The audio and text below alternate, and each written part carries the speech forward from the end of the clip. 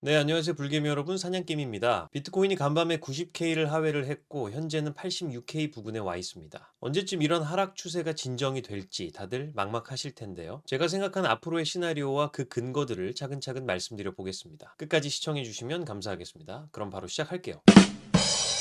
네, 저는 저번 영상과 저저번 영상에서 모두 중장기적으로는 조심할 필요가 있고 단기적으로는 반등을 기대해 볼 수 있다는 말씀을 드렸습니다. 그래서 단기 스윙 트레이딩으로 보수적으로 접근하는 전략이 유효할 것으로 판단한다고 말씀을 드렸죠. 지금도 의견은 같습니다. 지금부터 그 근거들을 쭉 말씀드려 볼게요. 네, 비트코인 주봉입니다. 급등으로 인한 비효율적 가격 갭인 Fair Value 갭이 형성이 되어 있습니다. 어제의 급락으로 인해서 이 구간을 모두 채웠죠. 이젠 가격이 효율적 구간으로 들어갔고 일종의 에어 포켓이 사라졌다는 의미입니다. 좀 더 단단한 지지력을 기대해 볼 수 있는 가격 구간이 되었다는 뜻이죠. 지난 4월 저점과 10월 고점을 이어서 피보나치 조정대를 그려보면 현재 레벨 수준이 0.786 수준입니다. 이 정도면 고점 대비했을 때 상당히 깊은 조정이 나왔다고 볼 수도 있기 때문에 기술적 반등을 기대해 볼 수 있는 수준이 됐다고 할 수가 있고요. 볼륨 프로파일 상으로도 로우 볼륨 너드는 지났고 현재는 다시 하이 볼륨 너드 구간에 닿아 있습니다. 지지력이 발생할 수 있는 구간이라고 할 수가 있죠. 거래 분포가 많았던 매물대 구간이기 때문에 그렇습니다. 네, 그리고 여기 보이는 이치모쿠 클라우드는 아직 양운 구간입니다. 또한 구름대가 꽤나 두껍죠. 사실 이러한 구름대를 한 번에 이탈하기에는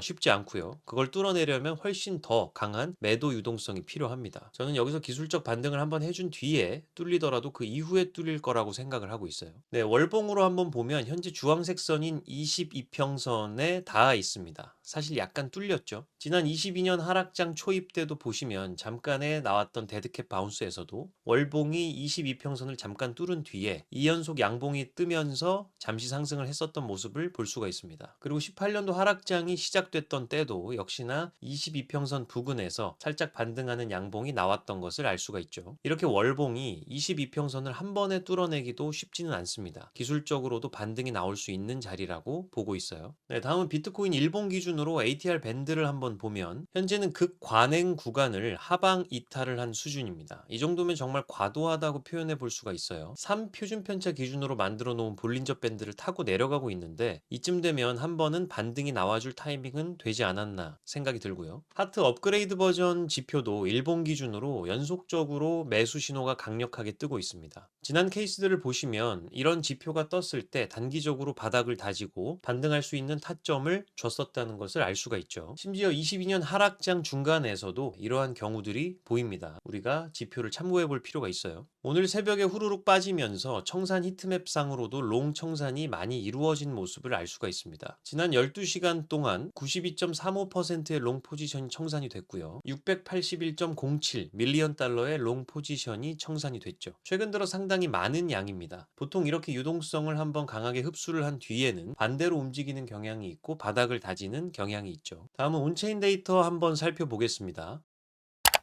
쇼텀 홀더의 supply in profit을 보면 현재 profit reset 시그널이 뜨고 있습니다. 시계열을 조금 더 확대를 해서 보아도 이렇게 profit reset 시그널이 떴던 구간들은 단기적으로 강한 반등의 가능성이 높았던 구간들입니다. 심지어 이때와 같은 하락장 중간에서도 충분히 데드캣 바운스로 접근이 가능했던 구간들이 있었죠. 90day 모멘텀 그레디언트 메저를 보시면 현재는 계속 마이너스 2 표준 편차 구간을 터치하고 있습니다. 아마도 어제 급락으로 인해서 데이터가 반영이 되면 다시 한번 마이너스 2 표준 편차 밑으로 파고들었을 가능성이 높죠. 하지만 이렇게 마이너스 2 표준 편차 이하로 파고들 확률은 2.3% 정도에 불과합니다. 시간이 지나면 매우 높은 확률로 다시 평균으로 회귀하려는 성질이 있어요. 이렇게 과도하게 쏠린 구간에서는 단기적인 베팅을 해보기에는 나쁘지 않죠. 네, 그리고 롱숏 도미넌스를 보시면 현재 30.7%까지 올라와 있습니다. 그만큼 롱 청산이 엄청나게 발생하고 있다는 소린데요. 조정 때 이보다 높았던 경우들을 보시면 코로나 때 그리고 중국의 채굴 금지로 인해서 급락이 나왔었던 때 정도입니다. 그만큼 현재는 상당히 과도한 수준의 롱청산이 일어나고 있다고 봐야 해요. 과도한 쏠림 같은 경우는 반드시 반작용을 불러일으킵니다. 잘 기다려 보면서 단기 트레이딩 타점을 노려보면 좋겠다는 생각이 듭니다. 네, 지급준비금은 소폭 증가 중입니다. 셧다운 이후에 TGA 잔고가 감소하면서 지준금이 올라가고 있죠. TGA 잔고는 423억 달러 정도 감소를 했고요. 반면 지준금은 342억 달러가량 늘어났습니다. 좀 더 긴 시계열로 전체 추이를 보면 지준금 같은 경우는 최근 조금 반등하는 모습이죠. 하지만 전체적으로 보면 아직은 제한적인 수준의 증가입니다. 12월 1일에 있을 QT 종료가 얼른 동반이 되어 주어야 좀 더 유동성 효과가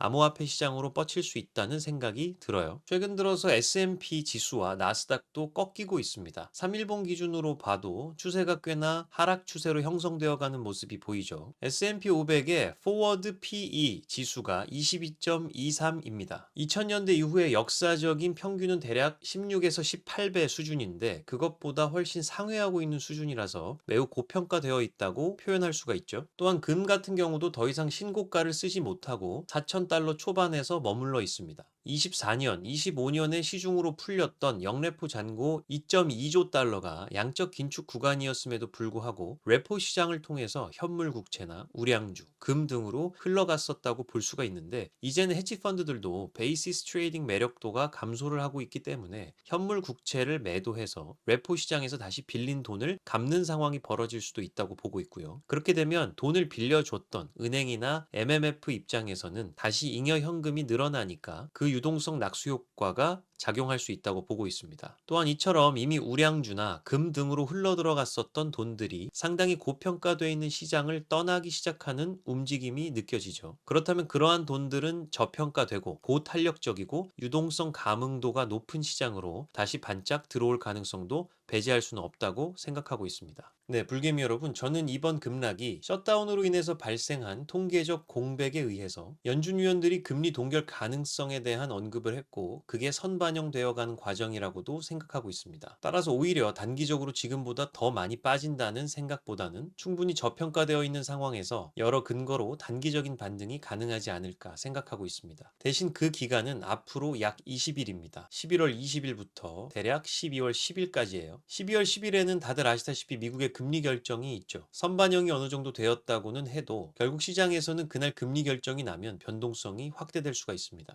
현재로서는 그 리스크를 감내하면서 굳이 바이앤홀드 전략을 쓰지는 않아도 될 것 같다는 생각이에요. 그리고 전체 투자 자산 중에서 일부만 노출을 시키는 것도 리스크 관리에 매우 중요하다고 생각을 하고 있습니다. 더 자세한 관점 공유, 온체인 데이터 정보, 각종 신호지표 사용 등은 디스코드에서 진행 중에 있습니다. 관심 있으신 분들께서는 영상 더보기란과 고정 댓글을 참고해 주시기 바랄게요. 네, 이번 영상 이것으로 마치도록 하겠습니다. 도움되셨다면 구독과 좋아요, 알림 설정 부탁드리겠고요. 지금까지 사냥게임이었습니다. 감사합니다.